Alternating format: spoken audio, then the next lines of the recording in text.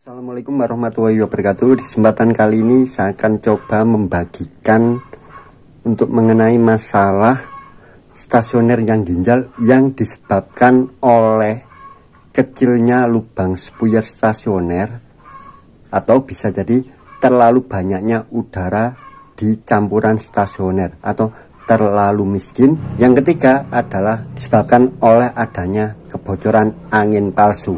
Yang keempat bisa jadi karena pengapian yang terlalu maju.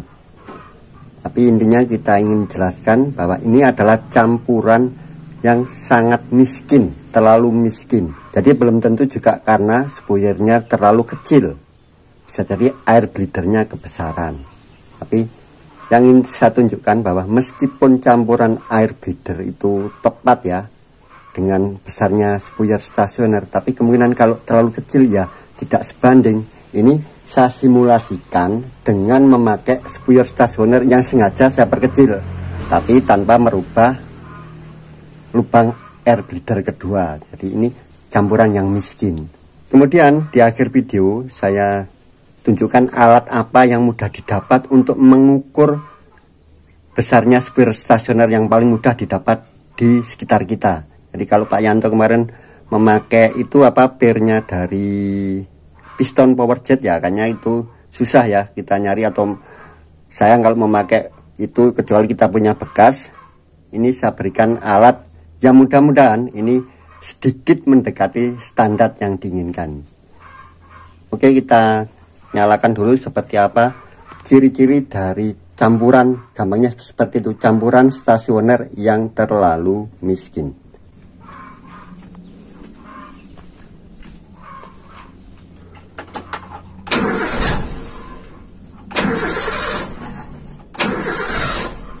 Nah, itu agak susah hidupnya teman-teman, dan itu perlu lebih saya naikkan putaran stasionernya lebih tinggi.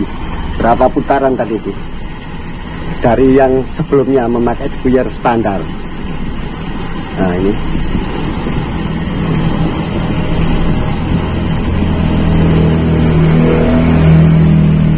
padahal dengan kita semakin membuka sket ini, justru kan campuran udaranya juga semakin besar, jadi tidak menyelesaikan masalah. Ini benar-benar berapa putaran ini sangat membuka ya dari sebelumnya. Nah, tesnya ya seperti yang saya sampaikan, memakai metode tangan, tutup tangan. Nah,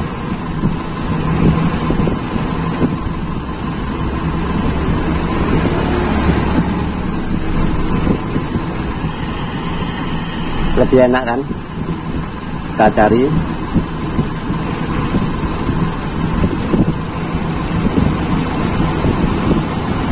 Hampir menutup penuh teman-teman, baru enaknya. Dan ini menurut saya juga ukuran spuyer stasionernya sebenarnya juga pas. Karena apa? Ya kita tes dengan gas ini kontan, enak saja. Diurut juga masih enak, hanya di RPM berapa itu agak ngergel, tapi gampangnya perbandingan spuyer stasioner dan primer ini masih cukup teman-teman. Tetapi kenapa? Ya karena terlalu banyak udara tadi. Jadi ini bisa kita akalin ya dengan mengecilkan air bleeder kalau mau memakai ini gitu.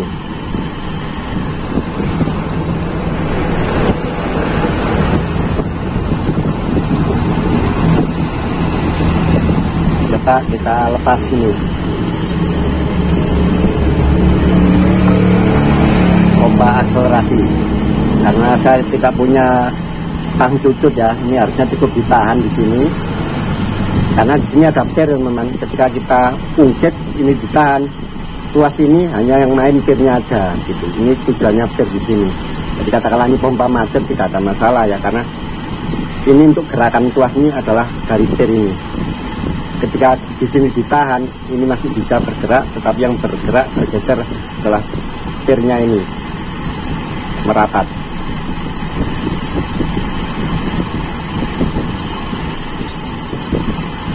Oke, coba kita urut. Nah, di sini aja nggak enak. Tapi kalau ini kita tutup sambil digas pasti enak.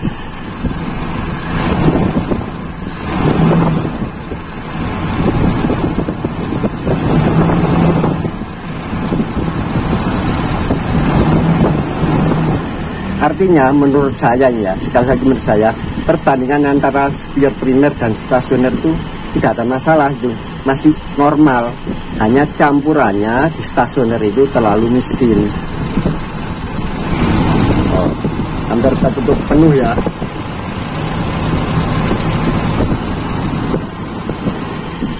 Oke, tapi sebelumnya harus pastikan ya teman-teman, setel angin dulu. Pasti ini harus menyesuaikan karena ini lebih kecil. Yang jelas kelihatan sekali adalah skep ini harus sedikit atau lebih banyak membukanya, lebih harus dinaikkan lagi setelan stasionernya. Oke, kita matikan dulu.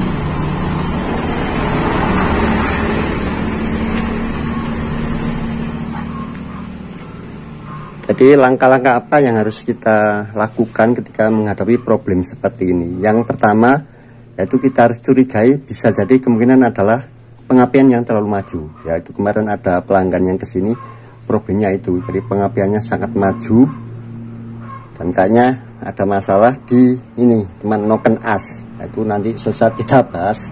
Noken as sangat berpengaruh. Yang pertama-tama pastikan pengapiannya di standar dulu. Kalau kelihatan vakumnya itu terlalu sensitif ketika ditancapkan, ya masuknya terlalu banyak, nah bisa jadi itu terlalu maju. Kita sumbat saja teman-teman, ini yang ke intake manifold, kemudian taruhlah di 7 atau 10, tidak masalah, karena itu tujuannya memang memajukan supaya efisiensi. Tapi kalau terlalu maju juga goyang, jadi terlalu majunya pasti ekstrim kalau yang sampai getar-getar tadi itu bila masalah pengapian. Jadi setel aja di standar 7, 5 boleh. Saya biasanya pakai 7 aja, kemudian ini disumbat. Nah, kalau tidak berubah ya berarti bukan waktu pengapian. Jadi pastikan pengapiannya dulu di standar. Dan kita pastikan yang ini paling penting, yaitu tidak adanya kebocoran angin palsu. Itu yang paling sering terjadi adalah kebocoran angin palsu. Kalau ini kan tadi sudah kita jelaskan ya, Bapak, memang sengaja ini air bleedernya atau campuran stasionernya terlalu miskin. Nah, itu kita tes dengan metode tadi ya. Tapi ini sama saja kasusnya kalau yang ada kebocoran angin palsu yang seperti itu. Di manakah letak angin palsu itu? Angin palsu adalah angin atau udara yang masuk tanpa melalui pintu skep primer. Itu aja teman-teman, tanpa melalui, jadi tidak lewat depan sini, tidak lewat atas ini, lewat di bawahnya skep. Itu yang disebut angin palsu. Oke, kita bahas dari mana saja dulu. Jadi dari eksternal karburator dan dari karburator. Yang dari eksternal karburator ya pastinya selang yang terhubung ini ke intake manifold. Ini bisa tersambungkan ke AC ya, bisa ini selunitnya bocor juga bisa. Jadi hal-hal yang meragukan dipastikan apa? Dengan disumbat, teman-teman. Kalau ragu di sini langsung disumbat, itu ada di induknya. Kemudian kebocoran dari ini, dari vakum. Nah, kalau kebocoran ini bisa jadi vakum ini tembus. Ngetesnya saat mesin hidup, yang ke arah depan, yang ke arah karburator ini, yang tidur ya lubangnya, kita tutup di sini. Ada hisapan. Kalau ada hisapan ya berarti ini bocor, tembus kedua vakum ini. Ini kan berhubungan dengan ruang di karburator ya, di area skep. Jadi udara bebas. Nah, ini menyumbang udara palsu ke sini. Pincangnya biasanya kalau yang di area ini karena berhubungan dengan silinder nomor 1 ya, sepertinya busi nomor 1 itu mati. Itu bisa juga dites dari busi nomor 1. Kalau dibuka, kalau hanya terlalu miskin ya, tidak sampai mati ya, businya terlalu putih. Tetapi kalau sampai mati ya, satu busi ini nomor 1, businya akan hitam. Pokoknya busi nomor 1 itu akan berbeda. Itu adanya kebocoran angin palsu di area ini yang masuk ke intake manifold, karena ini berhubungan di intake manifold silinder nomor 1. Jadi bisa jadi dari vakum apa ini Ini punya saya tidak ada, saya lepas. Yang untuk menonjok ini idle up AC juga bisa. Jadi saat di AC justru ginjal ya, karena vakumnya itu bocor, bisa jadi potensi yang membuat adanya resiko kebocoran angin palsu disumbat. Dan dari mana lagi ya, kebocoran dari ini silinder nomor 4 dari booster ini itu bisa teman-teman ya, kita sumbat dulu untuk memastikan benarkah tidak ada kebocoran di sini. Dan sama juga nanti kalau ini ekstrim sekali kebocorannya ya, businya bisa hitam mati ya. Kalau silinder nomor 4 sampai mati ya warnanya hitam. Tapi kalau bocor dari ini misalkan retak selangnya, artinya udaranya terlalu banyak, campurnya miskin, maka di silinder nomor 4 warna businya terlalu putih. Dari mana lagi? Dari sini PCP itu juga bisa bocor. PCP nya sendiri terlalu ngelos, atau selangnya ini kan hanya nancap-nancap saja, tidak usah klaim, itu potensi di sana ada kebocoran. Jadi semua potensi kebocoran disumbat dulu. Dan kita beralih ke area karburator. Di buku petunjuk dijelaskan saat mengetes itu pastikan HIC disumbat. Nah, ini HIC bisa jadi bocor. Jadi ketika mesin hidup, teman-teman jangan ngetesnya di sini ya, tidak ada hisapan. Karena apa? Bisa jadi bocornya kecil.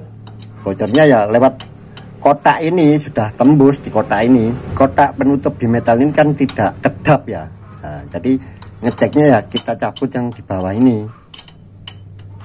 Yang di bawah ini kita sumbat. Apakah ada perubahan di mesinnya atau tidak? Karena model ini ada jalur ke vakum emisi. Nah, bisa jadi dari ini. Vakum switch ini bocor atau selangnya rusak, pecah, retak dan sebagainya. Jadi ini disumbat juga untuk mencari letak angin palsu. Kemudian ada satu lagi di area karburator, yaitu di skep sekunder. Skep sekundernya tidak rapat, terganjal, atau pir pembaliknya kurang kuat ya. Kita habis gas besar kemarin nyoba RPM tinggi tapi tidak nutup kembali. Ini menyumbang angin palsu. Karena apa? Ya ini berarti langsung masuk, udara itu masuk tanpa melalui skep primer. Jadi semua udara yang tanpa melalui pintu utama ini, lewat di bawahnya pintu atau skep primer ini, itulah kita anggap sebagai angin palsu yang menyumbang tidak akuratnya atau tidak stabilnya stasioner.